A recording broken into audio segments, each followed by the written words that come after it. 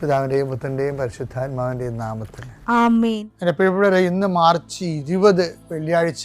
അമ്മേ പരിശുദ്ധ അമ്മേ, അമ്മേ പരിശുദ്ധമേ, ദൈവമാതാവേ, കൃപാസനത്തിലൂടെ ഞങ്ങൾക്കും ഞങ്ങളുടെ ദേശത്തിനും അമ്മ മധ്യസ്ഥം തേടി തന്ന എല്ലാ അനുഗ്രഹങ്ങൾക്കും കൃപകൾക്കും ഞങ്ങളിപ്പോൾ ഹൃദയം നിറഞ്ഞ നന്ദി പറയുന്നു.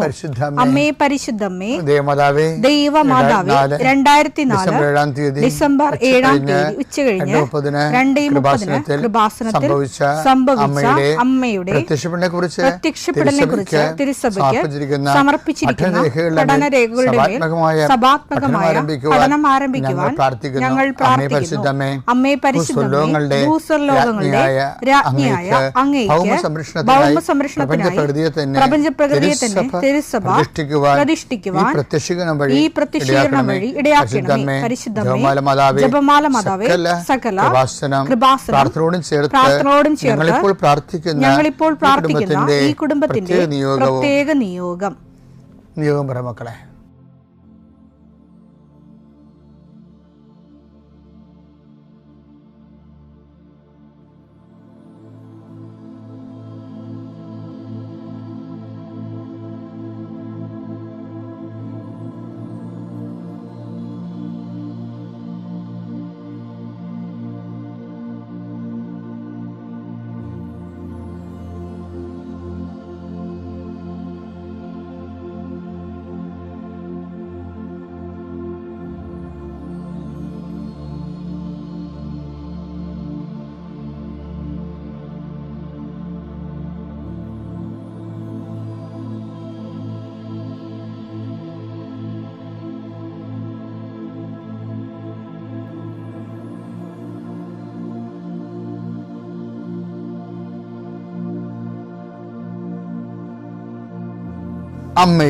അമ്മയുടെ പ്രത്യക്ഷീകരണത്തിന്റെ ഈ അനുഗ്രഹവേളയിൽ ഞങ്ങൾക്ക് സാധിച്ചു തരുവാൻ കനിയണമേ.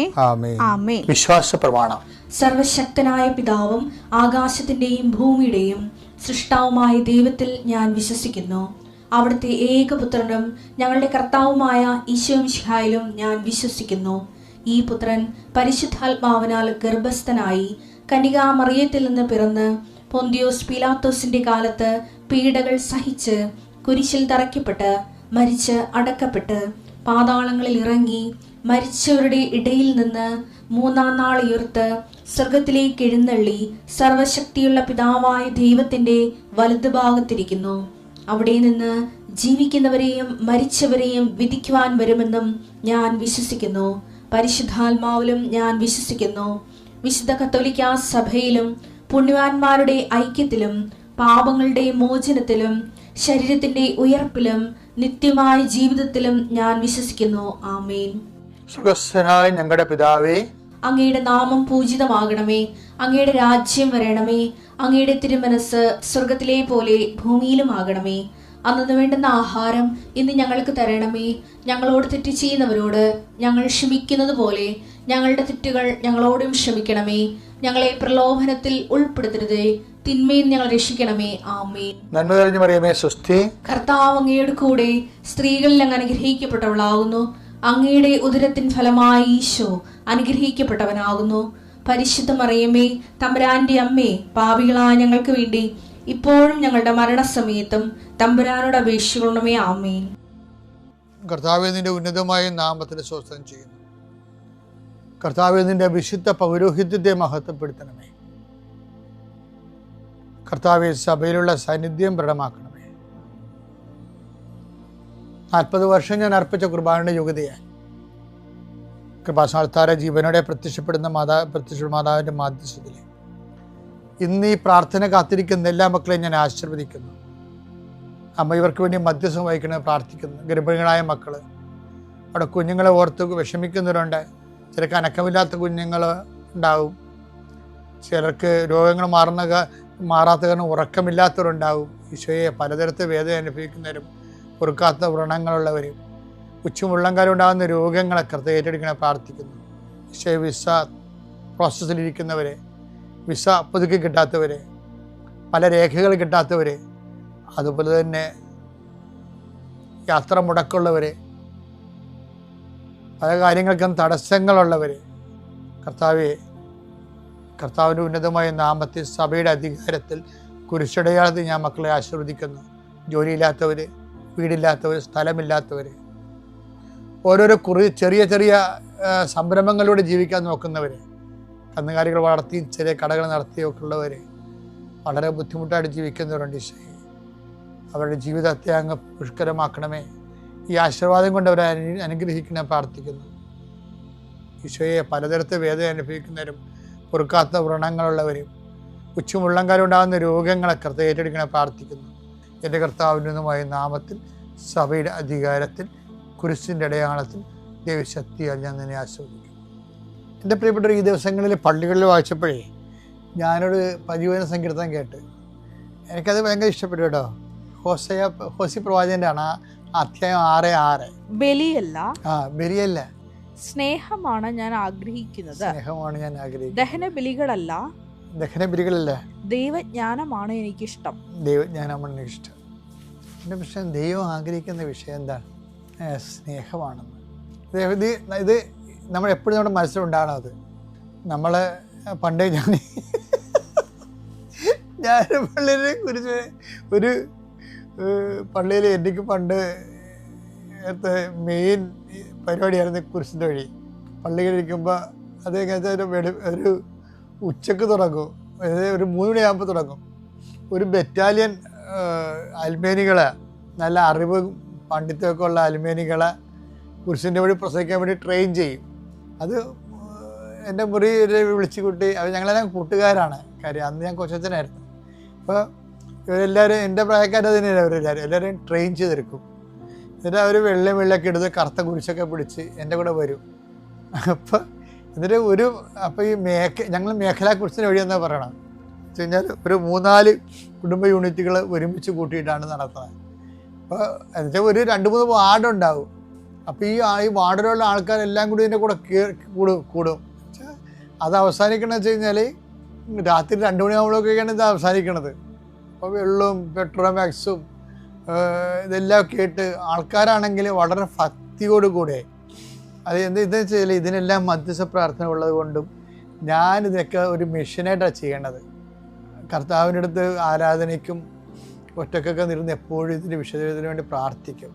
നമ്മളെപ്പോഴും ചെയ്യുമ്പോഴേ നമുക്ക് ഒത്തിരി കാര്യങ്ങൾ ചെയ്യാൻ പറ്റും. പക്ഷേ എല്ലാം ഇങ്ങനെ ഫങ്ഷനായിട്ടാണ് ആൾക്കാർ ചെയ്യേണ്ടത്.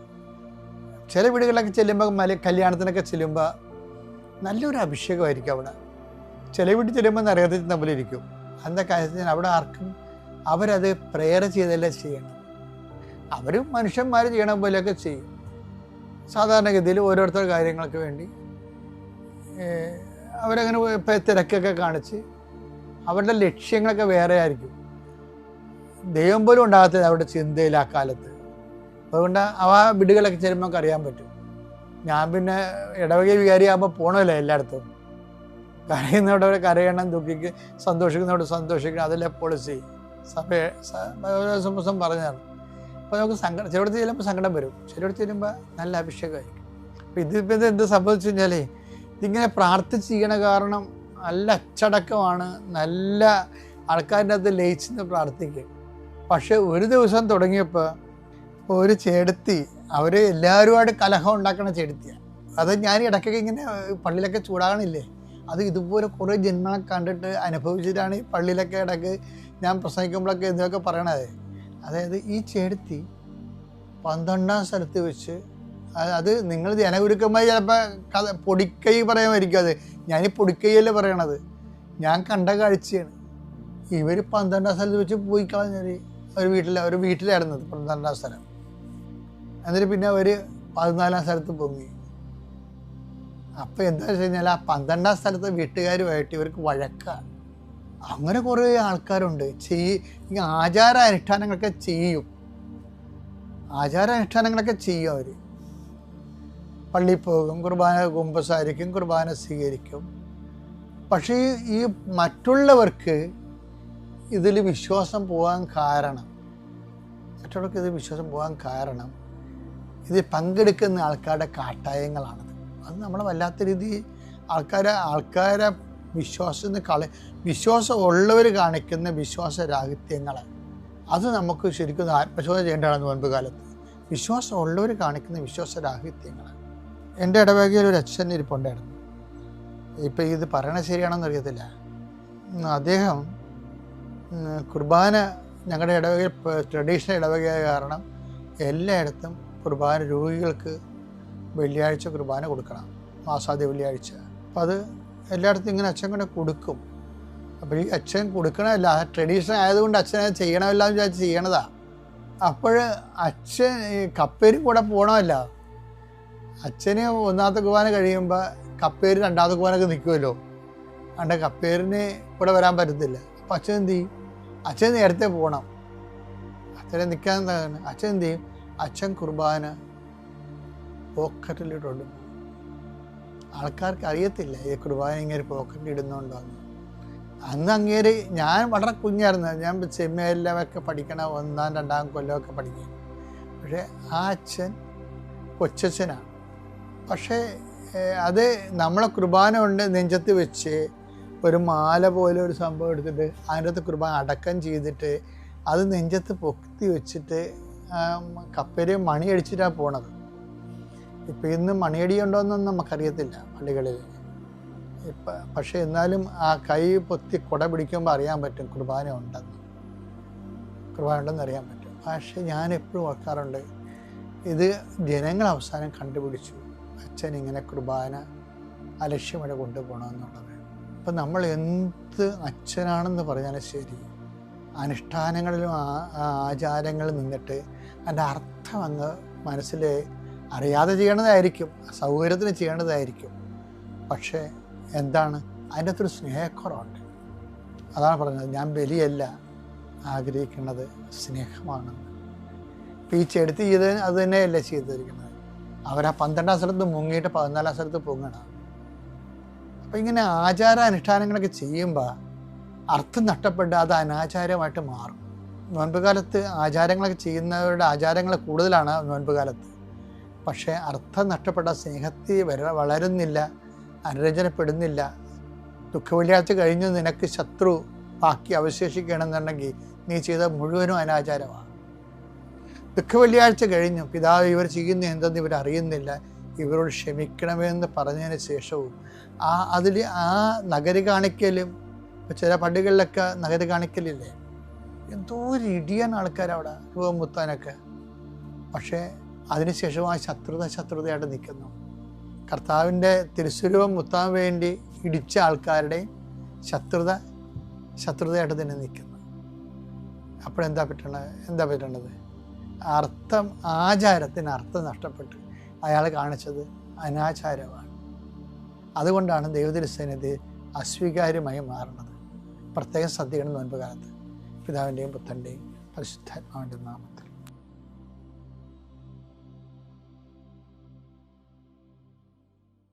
അത്യപൂർവ ദൈവാനുഭവങ്ങൾ ഇനി നിങ്ങൾക്കും സ്വന്തം. ഈ യൂട്യൂബ് ചാനൽ ഇതുവരെ സബ്സ്ക്രൈബ് ചെയ്തിട്ടില്ലെങ്കിൽ ഇപ്പോൾ തന്നെ സബ്സ്ക്രൈബ് ചെയ്യുക. ഈ വീഡിയോ ഇപ്പോൾ തന്നെ നിങ്ങളുടെ സുഹൃത്തുക്കൾക്ക് ഷെയർ ചെയ്തുകൊണ്ട് കർത്താവിൻ്റെ പ്രേക്ഷിതരാകുക.